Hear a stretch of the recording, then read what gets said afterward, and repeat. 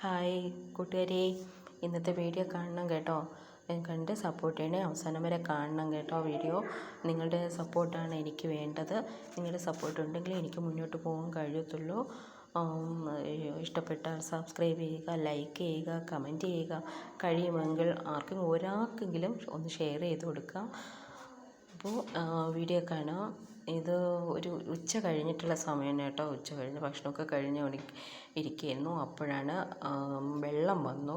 അങ്ങനെ രണ്ട് ടാങ്കിലും വെള്ളം പിടിച്ചു. പിന്നെ പുറത്തൊക്കെ കുറച്ച് ബക്കറ്റുകളിലൊക്കെ വെള്ളം പിടിച്ചങ്ങനെ വെച്ചു.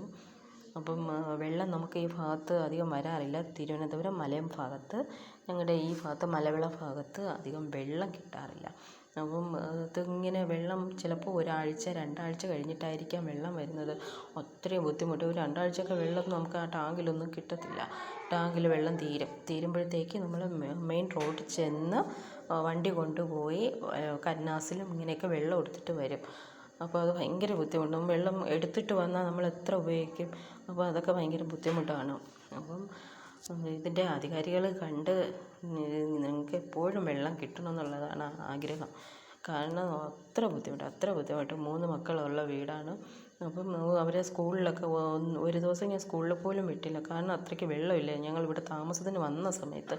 ഇപ്പോൾ കുറച്ച് നാളായിട്ട് കുറച്ച് വെള്ളമൊക്കെ ഇത്തിരി പതിവായിട്ടൊക്കെ വരുന്നുണ്ട്. വലിയ ബുദ്ധിമുട്ടില്ല. എങ്കിലും വരുന്ന സമയത്ത് ഭയങ്കര സന്തോഷമാണ്. കാരണം വെള്ളം ഇല്ലാതിരുന്നിട്ട് ഇങ്ങനെ വെള്ളം കിട്ടുമ്പോഴത്തേക്ക് എല്ലാ പാത്രത്തിലും ഞാൻ വെള്ളം പിടിച്ച് വയ്ക്കും, പുറത്തുള്ള എല്ലാ ആവശ്യങ്ങൾക്കും.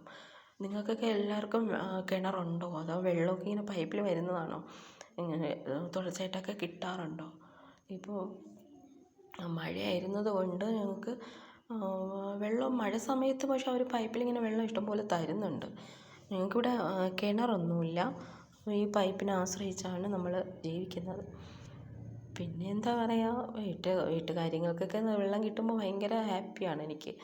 കാരണം ഞാൻ ജനിച്ച് വളർന്ന സ്ഥലത്ത് ഞങ്ങൾക്ക് കിണറുണ്ടായിരുന്നു, ശരിക്കും വെള്ളം ഉണ്ടായിരുന്നു.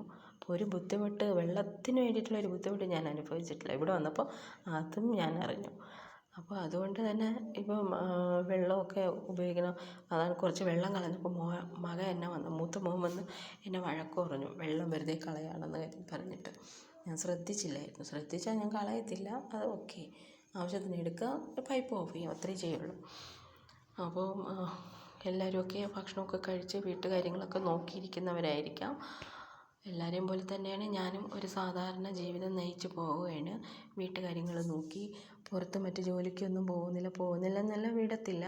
അതുകൊണ്ട് തന്നെ വീട്ടുകാര്യങ്ങൾ വീട്ടുകാര്യം നോക്കി കുറച്ച് സമയം ഒന്ന് റെസ്റ്റ് എടുക്കുക, കുറച്ച് സമയം മൊബൈൽ നോക്കുക, ഇങ്ങനെയുള്ള കാര്യങ്ങൾ. പിന്നെ എന്താ പറയുക, മക്കളെ കാര്യങ്ങളൊക്കെ നോക്കുമ്പോൾ തന്നെ സമയം കുറേ അങ്ങ് പോകുമല്ലോ. അപ്പോൾ മക്കൾക്ക് പനിയായിരുന്നു, തക്കാളിപ്പനി വന്നിട്ടൊക്കെ ഭയങ്കര ബുദ്ധിമുട്ടിലൊക്കെ ആയിപ്പോയി. മോൻ്റെ വായ്ക്കകത്ത് പുണ്ണൊക്കെ വന്നിട്ട്, ഇളയ മോൻ്റെ വായ്ക്കകത്ത് 8 വയസ്സുണ്ട്, വായ്ക്കകത്ത് ഫുള്ള് പുണ്ണ് വന്നു. അപ്പം അതിന് മരുന്നൊന്നുമില്ല. ബ്ലഡൊക്കെ ടെസ്റ്റ് ചെയ്തു. പനിക്കുള്ള മരുന്ന് മാത്രമേ ഉള്ളൂ, വേറെ മരുന്നൊന്നുമില്ല.